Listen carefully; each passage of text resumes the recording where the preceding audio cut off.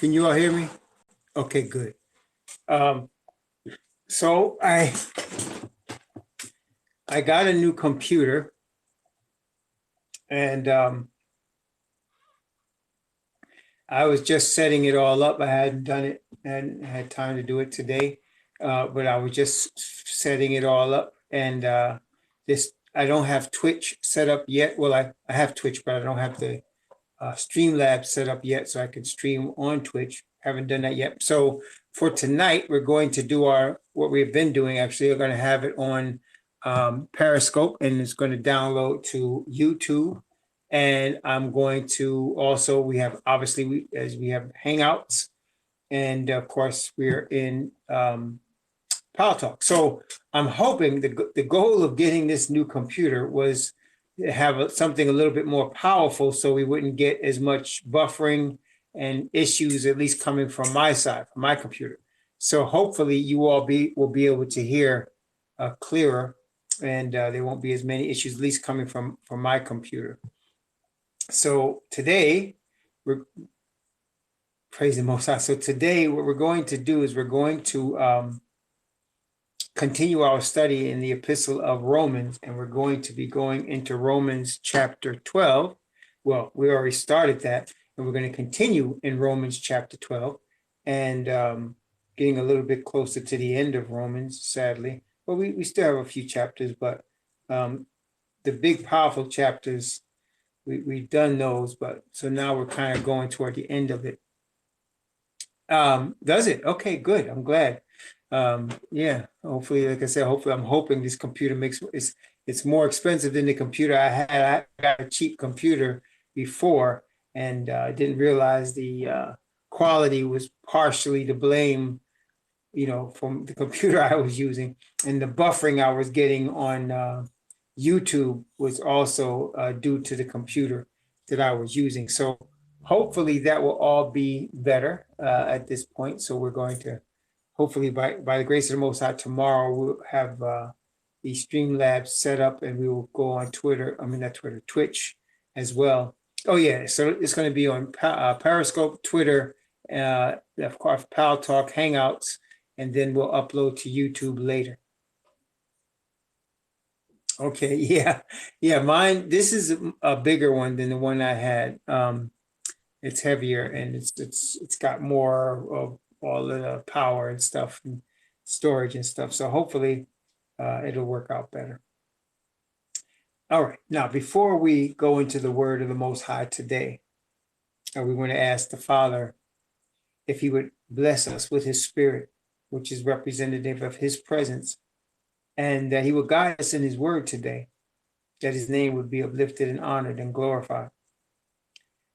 And as we do that, thank you, Isha. Thank you for Bathama for agreeing there. You Ak.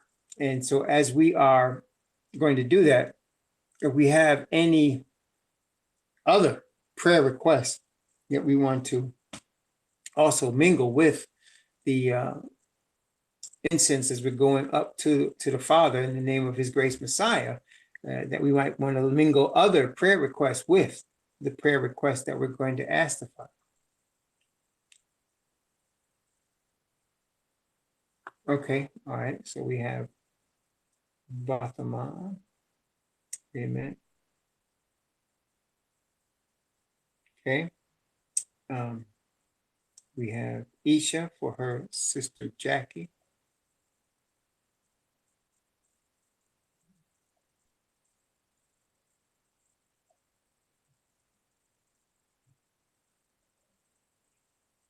Okay.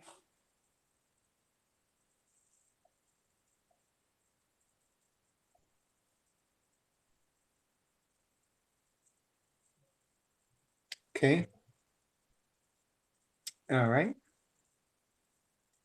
Anything else? Yep, I got that. I got that, Isha. I got that. Yep.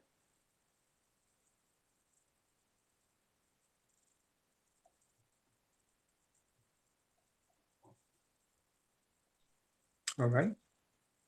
Anything else? Also, praise report.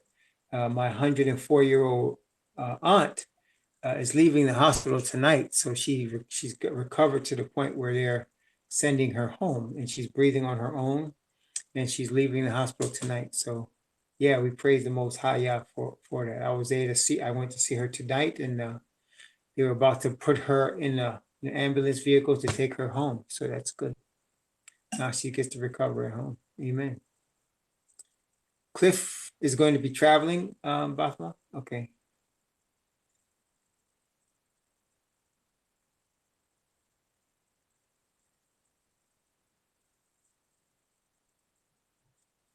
Okay.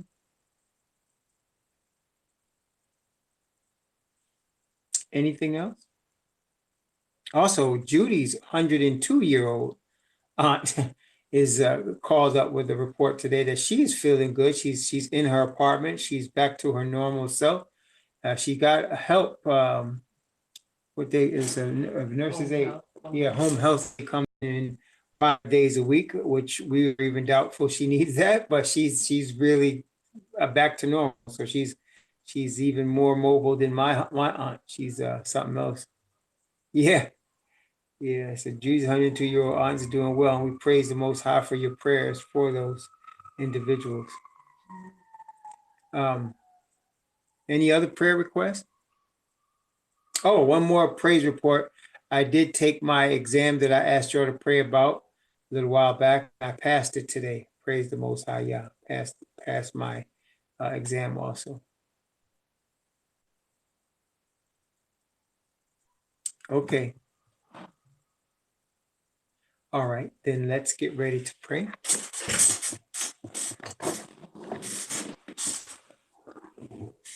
To our Father in heaven, for his blessing on our requests.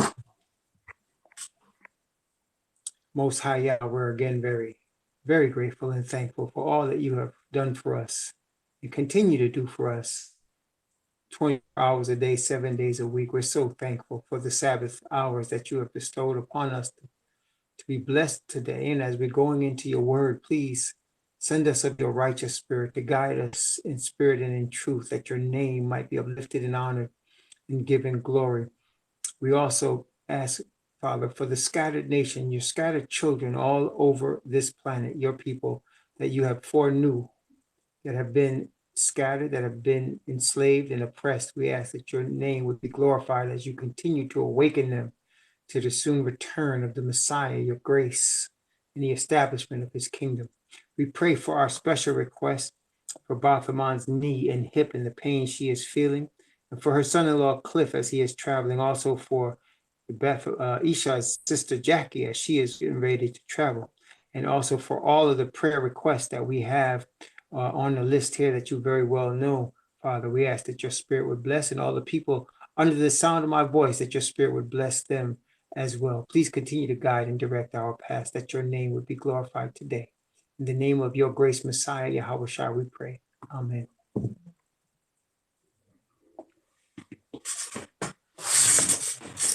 Okay. So as we mentioned earlier, we are continuing in this epistle of Romans, and we have been blessed by this epistle, this letter in Romans. And as we have been doing in almost every chapter in Romans, if you've noticed, we have been going back into the prophets and gathering what the prophets said about certain doctrines and situations that we're reading in Romans. So that helps us understand Romans. And the reason we do that, as often as we will, the reason we do that is because through Christianity, much of the New Testament has been misrepresented. And as a result of being misrepresented, the doctrines have been taught wrong. And the reason we know this, the reason we believe this, is because the scriptures, which is the Holy King James Bible that we use, we know that it does not contradict itself. If this book was contradicting itself, we could not call it a holy book. If it was contradicting itself, we could not say it was holy, was done by the Spirit of the Father, because the Father does not contradict himself.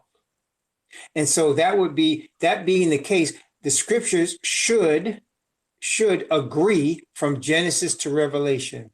all of the prophets should agree. No matter how far apart in years they were giving their prophecy, they should all agree. And because of that, so we go to the prophets in order to help us understand clearly what the New Testament writers of the epistles, particularly the apostle Shaul or Paul, was saying.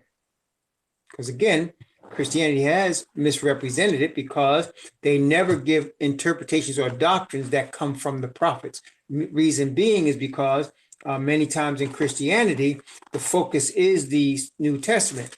And to the extent that they ignore the prophecies of the Old Testament, they really ignore them. And they almost just certainly just focus on, in fact, we know that, y'all know that there are even Bibles that have been sold for many decades that just have the New Testament in it, right? Sometimes you'll have the New Testament with Psalms and Proverbs in it, but there's no prophets. And, also I know historically speaking, William Tyndale, when he first translated the Bible, he first translated the New Testament. That's the first thing he did before he finished most of it. He didn't quite complete the whole thing. This is why King James authorized what we now have as a King James Bible, but he did most of the Old Testament as well as the New Testament. But now that we have the complete book, and it is the last days, and his chosen people have been prophesied to awaken, here we are. And so we understand now that the prophets speak the same thing as the Apostle Paul, but we have not been taught that. So today we're looking at Romans chapter 12. Last week, we finished off as we were studying Romans chapter 12. What we were looking at is how we should act toward one another in our enemy's land, right? You remember that, right? That was the last how we should act toward one another in our enemy's land. Well, today we're going to talk about in chapter 12, how do we act toward each other in our enemy's land, and how do we act toward our enemies in their land? Because that's what we are. We're in our enemy's land. It's their land that we're in, okay? And we're going to start off today in the prophecy of Jeremiah. Prophecy of Jeremiah. Now, Jeremiah is obviously a powerful prophet of the Most High. And by the way, I just want to remind everyone that the word prophecy or prophet in Hebrew, it means an inspired person. And if it's a prophet of Yahweh or of Yah, we can safely assume that it is inspired or being inspired by Yah's spirit. And that's what, of course, the New Testament also backs it up when it says that prophecy did not come by the will of man, but holy men or set apart men of Yah spake as they were moved by the set apart spirit of Yah. And so it's the same with Jeremiah. Now in Jeremiah, there's many prophecies. One of the prophecies of Jeremiah is the destruction of Jerusalem, the destruction of the temple and of Jerusalem. This would be the first destruction of Jerusalem and the temple, and the carrying away of the children of Israel to Babylon. And the people of Jerusalem and the citizenry fought Jeremiah on these prophecies and oftentimes threatened to kill him because of the words that the Most High gave him. And a lot of times, just one time, Jeremiah almost gave up and stopped prophesying at all, because every time he opened his mouth, he was getting beat up. He was getting thrown in jail. He was getting, problems every time he prophesied. And one time he decided he wasn't going to do it anymore.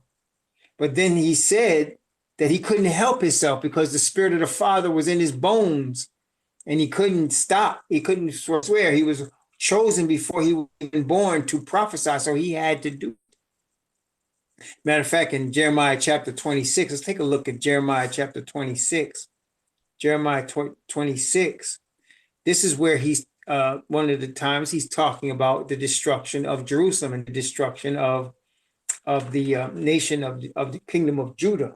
Now, Israel, the northern 10 tribes, had already been taken into captivity by the time Jeremiah came around. They had already been taken into captivity, and they had been in captivity for a little while. Matter of fact, by the time the destruction of the temple came in Jerusalem, the northern 10 tribes have been in captivity for several centuries already, several centuries. So it was a long time. And so let's look at Jeremiah chapter 26, just to get a little bit of context of what we're going to read later in Jeremiah chapter 29. But in Jeremiah chapter 26, let's begin at verse 1.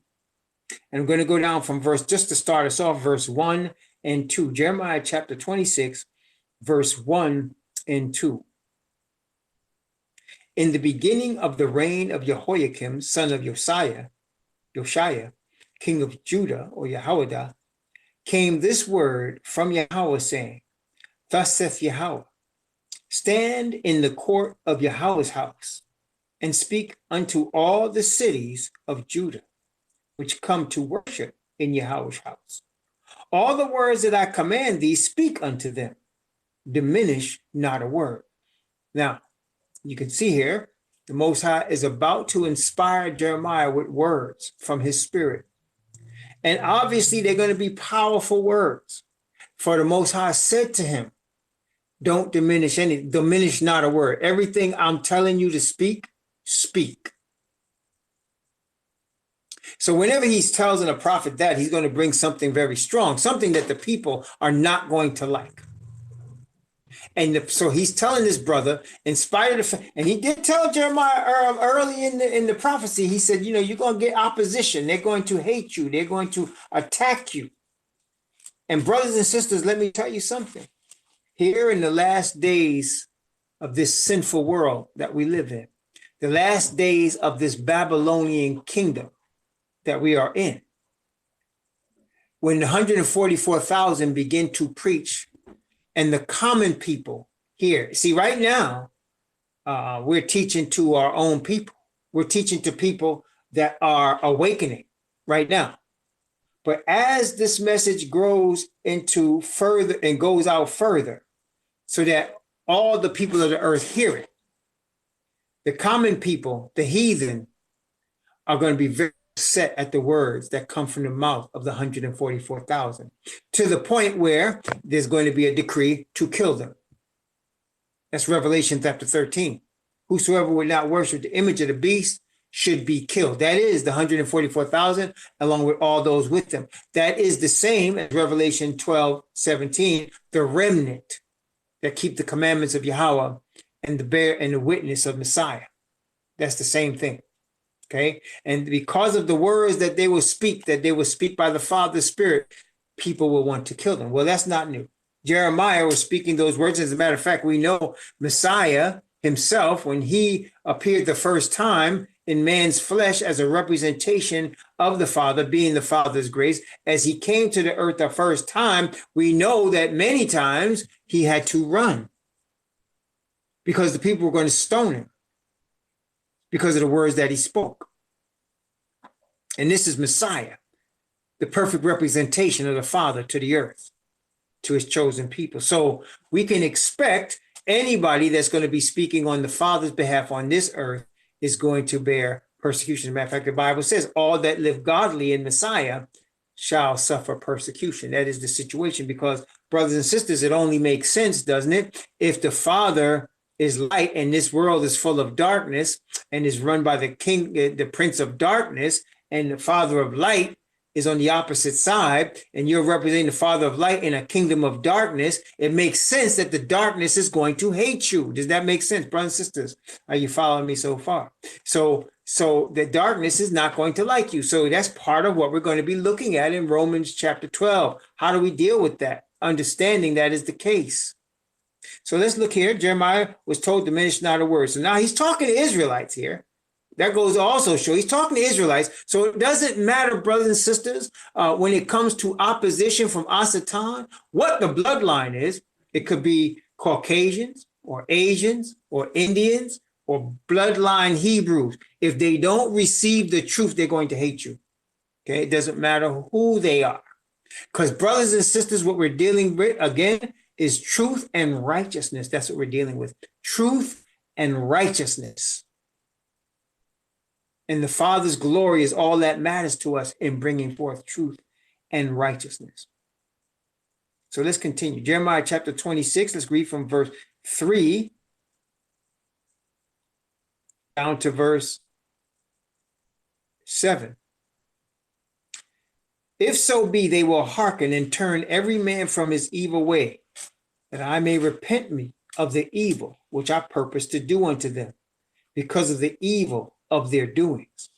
And thou shalt say unto them, Thus saith Yahweh, if ye will not hearken unto me, to walk in my law, which I have set before you, to hearken to the words of my servants the prophets, whom I sent unto you, both rising up early and sending them, but ye have not hearkened, then will I make this house like Shiloh, and will make this city a curse to all nations of the earth.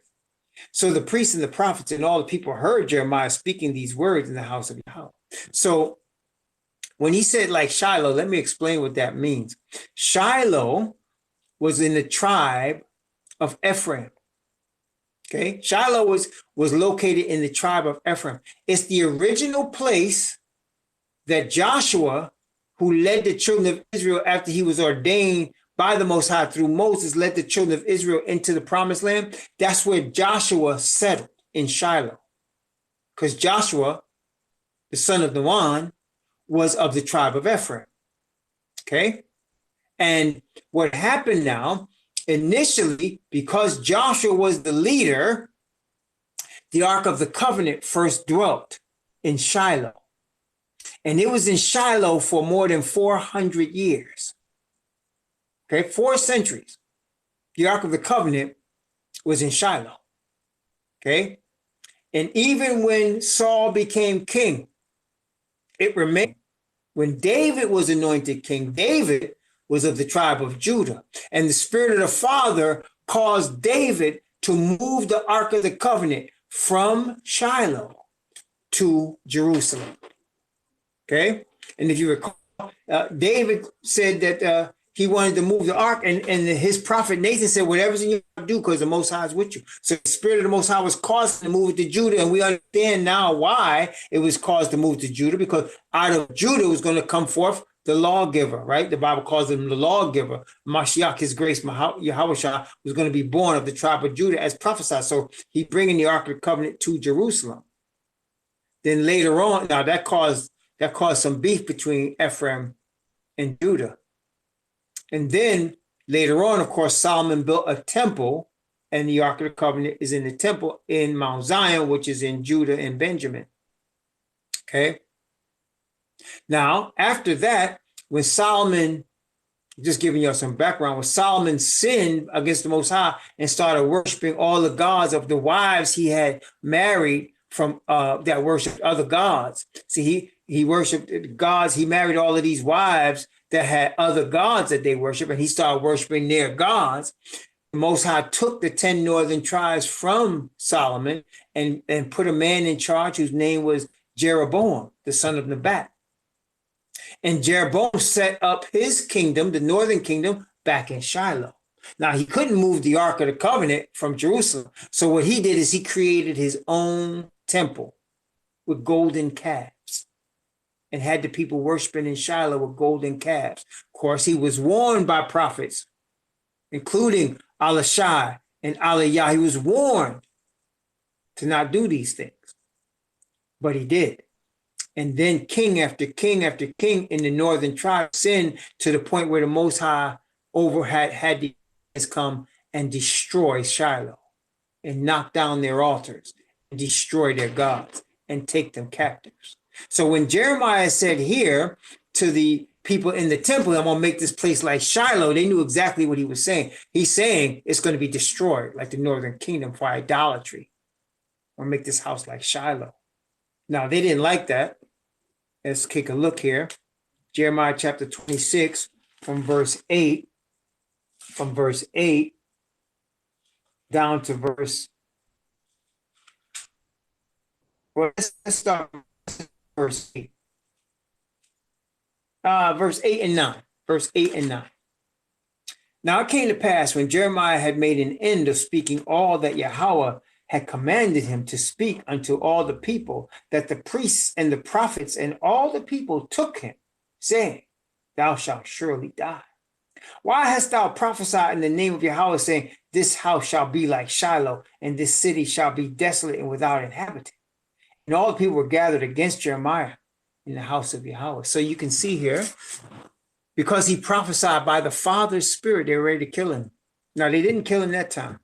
They didn't. But they were ready to. They were angry enough to, because of the words that he prophesied against Jerusalem and against the temple. So now, let's go to Jeremiah chapter 29. Now, this is still now, at this point, Israel is a independent nation. At this point, independent nation, and they're being attacked. They're being attacked by the Babylonians. They're being attacked by the Babylonians. Wait a minute, hold on one second.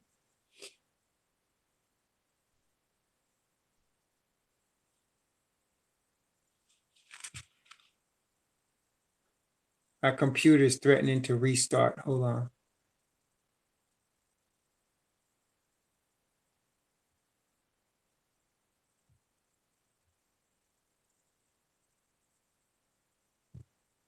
Okay, so they're being attacked by the Babylonians, but they haven't been taken over by Babylon yet. And so here in chapter 29 is the key to many things that we read in the New Testament that we don't understand. When you hear about Messiah telling the Israelites to love their enemies, when you hear Messiah telling the Israelites, and we're going to read as also the Romans, as Paul told the Romans to not curse at their enemies. It's from here. I want to show you this in Jeremiah chapter 29. Let's take a look. Jeremiah chapter 29 from verse 1. And let's go down to verse 7. The words of the letter that Jeremiah the prophet sent from Jerusalem unto the residue of the elders which were carried away captives, and to the priests and to the prophets and to all the people whom Nebuchadnezzar had carried away captive from Jerusalem to Babylon. After that, Jeconiah, the king and the queen and the eunuchs and the princes of Judah and Jerusalem and the carpenters and the smiths were departed from Jerusalem by the hand of Elasah, the son of Shaphan, and Gamariah, the son of Hilkiah, whom Zedekiah, king of Judah, sent to Babylon to Nebuchadnezzar, king of Babylon, saying, Thus saith Yahweh of hosts, the Most High of Israel, unto all that are carried away captives, whom I have caused to be carried away from Jerusalem unto Babylon. Build ye houses and dwell in them, and plant gardens and eat the fruit of them. Take ye wives and beget sons and daughters, and take wives for your sons, and give your daughters to husbands, that they may bear sons and daughters, that ye may be increased there and not diminished. And seek the peace of the city, whither I have caused you to be carried away captives. And pray unto Yahweh for it, for in the peace thereof ye shall have peace. So here he's writing to the people that were in their enemy's land now. They're in Babylon. They were carried away from their land. And he's telling them, settle down where you at. Settle down where you are. Now, they don't want to hear that because they were hoping for a prophecy that would say, well, we're going to be delivered here from here. But Father's sending his spirit to Jeremiah to say to them, no, settle down where you are. Marry, give him in marriage, plant, sow, and seek the peace of the place that you're in. Now, notice now, they're in their enemy's land. They're in their enemy's land. They're scattered. They were taken captive by their enemies into their land. Okay? Their city was destroyed. Their nation taken over by Babylonians. And they were told, pray for the peace of the place that you're in. Isn't that something? Pray for the peace of the place that you're in. Now, somebody might say, well, what are you saying? We should pray for our enemies in this land? Yep. But we're in a situation where later on, if you know, chapter 50 of Jeremiah, he changes his tune, chapter 50 and 51, and he starts to prophesy saying, flee out of Babylon, get out of the midst of her. Remember that? So in the beginning, he told them, settle down, be cool, pray for the peace of the place that you're in. But then later on, he said, flee out of Babylon. So obviously we need to understand, how do we reference that with where we are today, right? How do we reference that where we are today? Well, brothers and sisters. We can see obviously there's a parallel. Now, what does that mean to us? Well, right now, we're in our enemy's land. So as we're in our enemy's land, we should seek the peace of the place that we're in. We should seek to live peaceably with all men, but we understand that we're coming down the pike to when this is all over. And so the time is going to come very shortly, in a few years, where the word will change and it's going to say, flee from the places that you're in.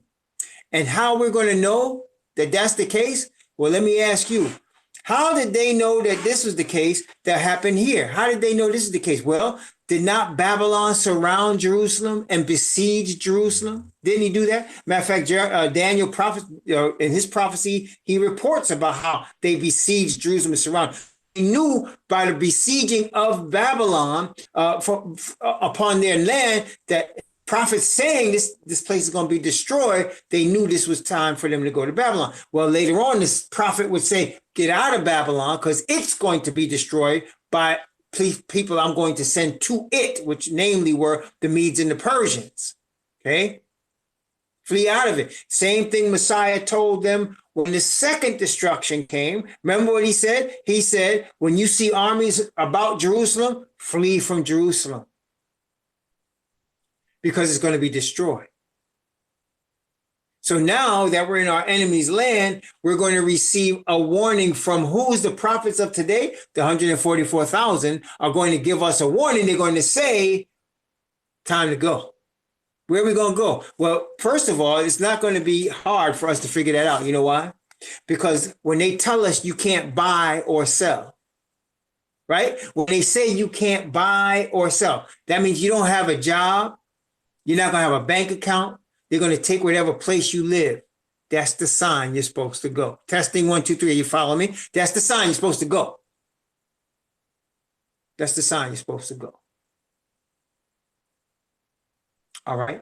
Because they're going to stop you from buying and selling. They're going to stop you from buying land. They're going to stop you. And if you got land somewhere where you're growing stuff, they're going to take it from you. That's what's going to happen. That's your sign right there. When they do that, it's the sign. Now, right now, what is the sign right now that we're coming toward that? The awakening itself is the sign, isn't it? We know the awakening is the sign. It shall come to pass when all these things have come upon thee, the blessing and the curse which I have set before thee, and thou shalt call them to mind among all the nations, with Yahweh thy Most High have scattered thee, and shalt return unto Yahweh thy Most High, and shalt obey his voice with all thy heart and all thy soul, thou and thy children, right? Remember that? That's Deuteronomy chapter 30. So the awakening that we're now undergoing is the sign we're close to the last day thing where they tell us we can't buy or sell. The awakening itself is the sign. Okay? That's the sign. And that's the sign, not just there. I just quoted Deuteronomy 30. We know it's also here in Jeremiah chapter 30. We know it's also Ezekiel chapter 34 all the way through 39. We know it's also in Zechariah. We know it's also, again, I mentioned Isaiah chapter 10 and 11. All of them prophets and all of those places I just named are saying the same thing. When you're going to awaken, and the awakening is already begun. So awakening is the sign that we're at the end. That's the sign. Okay. So the fact that brothers are waking up and understanding that they are the children of Israel, and this is going on right now as I'm speaking to you, the fact that brothers are waking up all over the earth and realizing that those ancestors that were brought in chains and into these various lands and all of this oppression we go through supposedly by the color of our skin, really is because of who we are as the nation of Israel scattered. But right now, until that time comes, even though it is just a few years left, we should seek to live peaceably as possible. We shouldn't be marching in streets, carrying signs against the government of our enemies. This is their land. That's why we're not worried about keeping feasts now. And again, I'm not downing brothers that want to keep feasts, but I'm saying it's not the priority. We could feast a little bit, good, but just remember, we're in our enemy's land. We're not in our land. This is not our Father's kingdom yet. He's going to take it. Messiah, his grace, is going to take it. soon.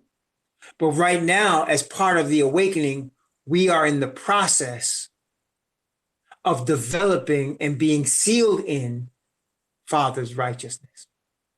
That's where we're at. We're in the process of being developed in Father's righteousness, of wearing that coat of righteousness that is offered to us, that we can overcome all our sin. That's the goal right now, for us to overcome all our sin. We got to be focused on that, laser focused on the Father's righteousness, laser focused on Messiah, his grace that caused us to overcome and receive Father's righteousness. Okay? Because we're being prepared for that. Now, the time of overthrow is going to come, no question.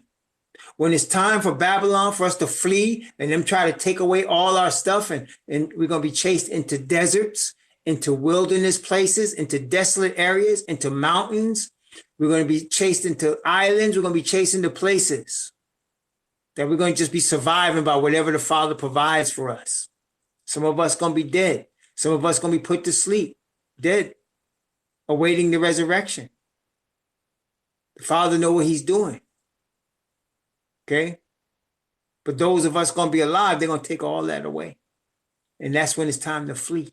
That's when we're going to be permanently separated from Babylon. But in the meantime, here's Jeremiah saying, love your enemies. Pray for the peace of the place. Notice again, Jeremiah chapter 29. Let's begin at verse 7.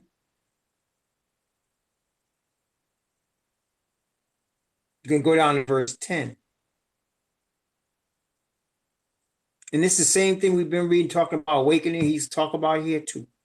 Thus saith Yahweh of hosts, Jeremiah 29 from 8 through 10, from 7 through 10, right?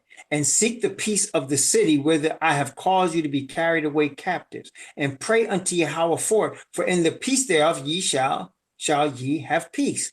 For thus saith Yahweh of hosts, the God of Israel, let not your prophets and your diviners that be in the midst of you deceive you, neither hearken to your dreams which cause to be dreamed, for they prophesy falsely unto you in my name. I have not sent them, saith Yahweh. For thus saith Yahweh, that after 70 years be accomplished at Babylon, I will visit you and perform my good word toward you, in causing you to return to this place. So he told them, you're going to be there for 70 years. You're going to be there for 70 years. Don't even think about it. You're going to be there for 70 years. And then after that, I'm going to cause you to return. Now, later, at the end of the 70-year period, they got so comfortable in Babylon. See, we got a habit of doing that. We did it in Egypt. We're doing it now in countries like the United States and England. And they did it there in Babylon. They got so comfortable there that they didn't want to leave. And when it was time for them to leave at the end of the prophecy of the 70 years, it was hard. He had to send Haggai the prophet and tell them, it's time for y'all to go build my house now. What you still doing there? He even told the heathen king, Cyrus, he said, it's time for y'all to go back. And they were busy trying to make money in Babylon and starting to think they were Babylonians. That sound familiar? Finally, Ezra and Nehemiah and Zechariah and Haggai and Joshua, they started leading them back, and they went back. But this time, he's telling them, you're going to be captives. And so that was a short one. That was a short one. But the second one, Daniel's prophecy said the time is long, over 2,300 years. The time is long. That's why here we are in our enemy's land, 2 millennium plus. 2 millennium plus 3 centuries. We in our enemy's land. Daniel said the time is long. Okay, that's Daniel 8. Gabriel telling Daniel the time is long. Time is long. And here we are. But here we are awakening, praise Yah. So you can see here that Jeremiah prophesied about the destruction of Jerusalem, and he also prophesied that they're going to be in their enemy's land and that they should seek the peace. That is why Messiah told the Israelites in Jerusalem when he appeared, pray for your enemies. Do good to them because you are surrounded by Romans. They control your land. Didn't they? At the time of the Messiah, it was Rome that controlled Israel. Matter of fact, they turned him over to a Gentile Roman pontiff that announced death sentence on him. Because the Romans controlled Jerusalem. And when they tried to rise up against the Romans, what happened? What happened when they tried to rise up against the Romans? What happened? You know what happened? Place got destroyed. Okay, place got destroyed. Now, historically speaking, Gentiles started going into the temple in Jerusalem. They weren't supposed to be there. And that's what caused them to rise, and that's what caused them to be destroyed. Gentiles in the temple, Gentiles in the temple, which means Yahweh wasn't there anymore. That's what caused it to be destroyed. Yeah, it was destroyed. So that's why Messiah was telling them, be meek. In other words, stay cool, calm, and collected. And that's why it's through the apostle Shaul, Paul, he said, live peaceably with all men.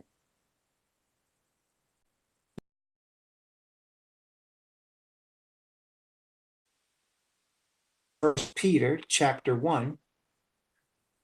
First Peter chapter 1. Now, I just want to remind us that Paul was the apostle, as we saw, he's the apostle to the Gentiles. And Peter or Israelites that believe in Messiah. Y'all remember that, right? So Kepha is the apostle to the, and Paul was the apostle to the Gentiles that trusted in the Hebrew Israelite Messiah. Y'all remember that, right? So now when Peter is writing this epistle, he's writing it to scattered Israelites. That's what he's writing to. That's why he says, thinking not strange concerning the fiery trial that is to try you. That's why he said, don't worry about somebody call you a Christian, because he knows that would offend an Israelite. Okay. Excuse the car outside. New computer don't stop an enemy from working against us. It's all good. All right. So let's continue. Yeah. Now it's here. First Peter chapter 1. First Peter chapter 1. Let's look at from verse 1. Let's see from verse 1. Let's see how far down should I go. I'm going to read from verse 1 down to verse 12. First Peter chapter 1. From verse 1 to verse 12. Notice what it says. Kepha, an apostle of Messiah, Yahushua, to the strangers. To the strangers. That is, the strangers, the pilgrims. That's the people scattered. Notice it said, strangers scattered. Now, that tells you who they are, right? Because we read the prophets. What did he say he was going to do to his Israelite people? He was going to do what? He was going to what? Scatter them. Right? So he said, to the strangers scattered throughout Pontus, Galatia, Cappadocia, Asia, Bithynia. So his children, he's talking about Israelites by blood here. They were scattered throughout these places, elect according to the foreknowledge of the Most High Father, Abba, through sanctification of the Spirit, unto obedience and sprinkling of the blood of Messiah Yahushua. Notice the words he's using. Sanctification of the Spirit unto obedience and sprinkling. That's language that Moses used when they entered into covenant with the Most High Yah. He had the sprinkling of the blood of the animal on both the covenant and on the people, if you recall. So he said now the sprinkling of this covenant is in Messiah, sprinkling of the blood of Messiah Yahushua. He said, grace unto you, and peace be multiplied. Blessed be Yahweh and Father of the Master, Messiah Yahushua, which according to his abundant mercy hath begotten us again unto a lively hope by the resurrection of Messiah Yahushua from the dead, to an inheritance incorruptible and undefiled, and that fadeth not away, reserved in heaven for you, who are kept by the power of Yah through faith unto salvation, ready to be revealed in the last time. You see, he's keeping us to be revealed in the last time. That's where we live. wherein ye greatly rejoice, though now for a season, if need be, you are in heaviness through manifold temptations, that the trial of your faith, being much more precious than of gold that perisheth, though it be tried with fire, might be found unto praise and honor and glory at the appearing of Yahushua, the Messiah, whom having not seen ye love, in whom though whom though now ye see him not, yet believing ye rejoice with joy unspeakable and full of glory, receiving the end of your faith, even the salvation of your souls. That word end again is the same word, telos, that we saw in Romans. It means the goal of your faith is salvation, of which salvation the prophets have inquired. Notice he's speaking of prophesy of the grace that should come unto you, that's in Messiah, searching what manner of time the spirit of Messiah which was in them did prophesy, did signify, when it testified of the sufferings of Messiah and the glory that should follow, unto whom it was revealed that not unto themselves but unto us they did minister the things which are now reported unto you by them that have preached the gospel unto you with the set apart spirit sent down from heaven, which things the angels desire to look into. Yeah. So brothers and sisters, it's the same thing. So we are scattered. Same thing he's writing here. We're scattered. We're pilgrims. And he's saying that we're being prepared for the last time, which is where we are. Right? And he said, prophets talked about that, and we know that. We've been reading it all the time. Prophets talked about this in terms of they wanted to know when this was going to take place. Well, here we are. Here we are. 2,000 something years later. Here we are. Here we are. Praise Yah. Okay, so now let's go to Romans chapter 12. And now we have a little backdrop. Now, listen, I want to make sure you are clear. I'm clear on this. Loving your enemies, right? And living peaceably with them does not mean you allow them to beat you up. Does not mean you allow them to string you up. You're testing 1, 2, 3. You hear me? Pray for them. Wait, y'all hear me, right? Okay. Pray for them. You help them when you can. But if they put their hands on you now, that's a whole different story. He's not the most high, Messiah and Jeremiah, all of them, they were saying, surrender to the Babylonians. Surrender. But that doesn't mean you're going to let them just kill you, right? Right? If you surrender peacefully, it's all good. But if they come with violence, you got to protect yourself. Protect yourself and your family, much as possible, right? So it's not about just letting them beat you up. Right? But as far as possible, live peaceably with them. So let's take a look. Romans chapter 12. So let's start off where we finished in our relations with one another. We're going to start at verse 10 of Romans chapter 12. And let's go down to verse 17. Verse 18. From verse 10 to verse 18, Romans chapter 12. Be kindly affectioned one to another with brotherly love and honor, preferring one another.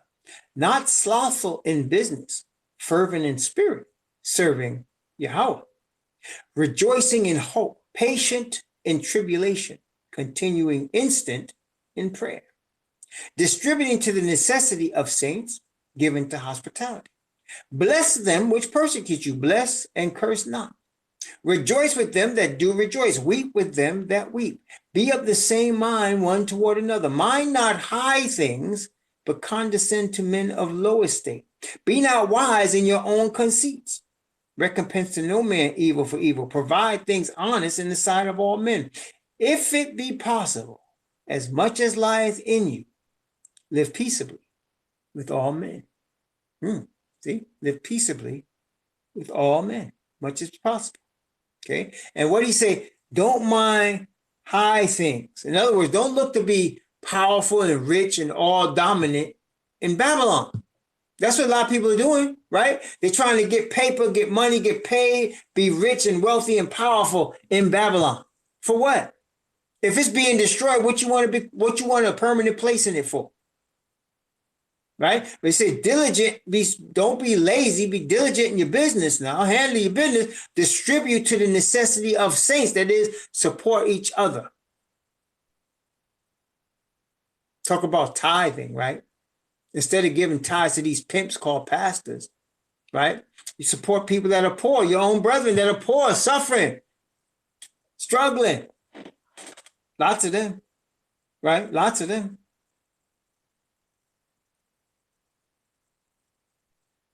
And don't look to take out vengeance. What does he mean by that? Don't be bombing up places. Don't sabotage places. We're not in our enemy's land. We defend ourselves, but we're not trying to start trouble. We just defend ourselves, right? So I talked the other day about to somebody about Emmett Till. You guys know who Emmett Till is? You guys know who Emmett Till is? Emmett Till was a 14-year-old boy from Chicago. His mother was from Mississippi. And over a summer when he was 14, his mother sent him down to stay the summer in Mississippi with her family there to get away from the city. Emmett Till was a little boy, and he saw a woman, happened to be a Caucasian woman, and his friends dared him to whistle at the woman, and he did. He whistled at her, tell her she was pretty. That was a bad thing to do in Mississippi in 1955. And so when the woman went back and told her husband got a crew and came to the house where Emmett Till was staying, his uncle and his cousins and his aunt. And them boys came up there in them white sheets and said, we want the little nigga, we want him, the smart one. Okay? And they gave him to them. And of course, they killed him. They tortured the boy and killed him. Now, they shouldn't have did that. See what I'm saying? So they walk up on my house and I know that there's going to be trouble. I'm going to try my best to get some artillery. And I'm going to tell them, get off my property. No, you're not having, no, the boy's not coming out. And if you don't get off my property now, you're going to hear clicks. You know what I mean? We're not going to just let you come up in here and take the boy. You understand? Now, if they kill all of us and take the boy, oh, that's a different thing. You understand? So that's what we're talking about. We try our best to live peaceably. But no, you're not rolling up on us with no sheets and no crosses. That's not going to happen. Everybody understand? Testing. So as far, and it said, notice it said, if it be possible. If it be possible. As much as possible. So now if they come at you and you ain't got no artillery and you ain't got no, and you can only fight with sticks or your hands, well, that's the way it is, right? And there's certain situations where you just got to give up. All right. That's the way it is, right? But if it be possible, live peaceably. Okay, give place. The Most High is going to take vengeance on Babylon. We have seen it in many places. Every place where he tells us we're going to awaken, he also mentions the destruction he's bringing to these heathen people into their land. We see it in all those places I mentioned, in Jeremiah, in Isaiah, in Ezekiel, in Zechariah. He mentions the destruction of their place. So we know what's coming. We know what's coming. Okay? But up until that point, it's a time of grace. That's what we're in right now. It's a time of grace. We're at the end of it, but it's the time of grace right now. It's for them to get themselves together, those of them that's going to escape, and for us to be prepared to be sealed in the Father's Spirit. Because once Messiah returns, it's on. It's on. He's not coming back peaceably. He's coming back for war. Bible says in righteousness, he does judge and make war. See, there's a time of peace and there's a time of war. Right now, it's for us to live peaceably. But we're coming up quickly on a time when it's going to change. It's going to change. Okay? Romans chapter 12. Let's go from verse 18 where we stop and go down to verse 21 and finish this chapter. Romans chapter 12 from verse 18 to verse 21. If it be possible, as much as lieth in you, live peaceably with all men. Dearly beloved, avenge not yourselves, but rather give place unto wrath. For it is written, vengeance is mine, I will repay, saith Yahweh. Therefore, if thy enemy hunger, feed him. If he thirst, give him drink. For in so doing, thou shalt heap coals of fire on his head. Be not overcome of evil, but overcome evil with good. Yes, we are in our enemy's land. Always seek to do good. Even for your enemies, always seek to do good. If a man that hates you, stuck on the side of the road, and you can help him, help him. Help him. Okay? Though you hate him. And look, as Hebrew, black people have been doing this for a long time. This is not new. Black people have been doing this in the United States for a long time. We've been helping our enemies a long time. You never hear about black people bombing someplace or dragging somebody out and stringing them up in retaliation for what happened to them. You never hear it. We've been doing this a long time. Let's continue to do that as far as possible. But don't let them put their hands on you if you don't have to. As far as possible. You understand what I'm saying? As far as possible. Be cool, calm, and collected, because your vengeance is coming. Vengeance is coming. So that's why we flee. We don't want to have to fight with them if we don't have to. So when they take our stuff, it's time for us to flee. It's time to go. Most High don't want us fighting them yet. But when Messiah returns, it's a different story. Different story. Okay? So there's a time of peace and there's a time of war. Right now, time of grace for them. Time of grace for us. But it's coming to a close very, very quickly. As we talked about, it's coming to a close very, very quickly. So we're getting our surrender on. We're getting the spirit of the Father's righteousness on. That's what we're trying to do right now. Getting his word in our hearts, being prepared for what's coming. Live peaceably with all men. Next door neighbor, much as you can. Much as you can. Much as you can help somebody. That's the whole point. Much as you can help somebody. We're in our enemy's land right now. And even if we were in our own land, as we read in Deuteronomy, the Most High instructed us through Moses to still treat each other like this. The brothers should not be killing brothers. Brothers should be helping brothers. Brothers should be helping the poor and the stranger. Remember, he said, you were strangers when you were in Egypt. Don't forsake the stranger. Don't forsake the poor.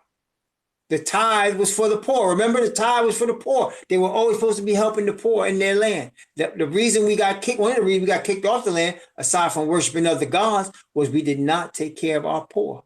We did not. And no, so the Father took us off the land, and then what? We became poor. That's where we at right now.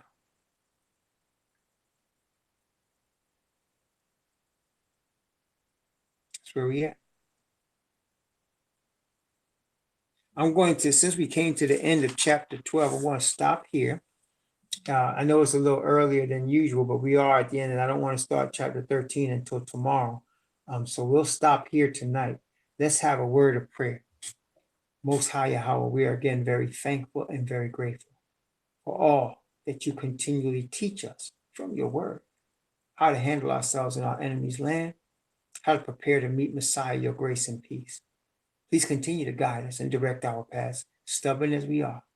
In the name of the Messiah, how shall we pray? Amen.